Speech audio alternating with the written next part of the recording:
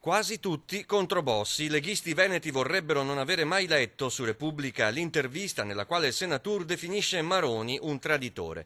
Per Luca Zaia la discussione non riguarda il Veneto, però E tutto questo fa male alla Lega e questo è un male che rischia di trasformarsi in un dissenso generale, nella perdita dell'obiettivo e nel soprattutto scoramento da parte dei tanti militanti, dei tanti cittadini che ci hanno sempre sostenuto.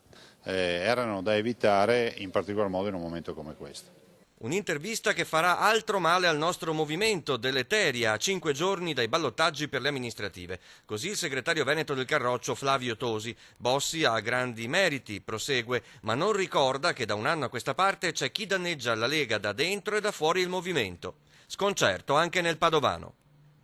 Oggi però c'è bisogno di fare poche polemiche e piuttosto invece cercare di ridare slancio al nostro movimento. Le polemiche fatte così non servono a nessuno.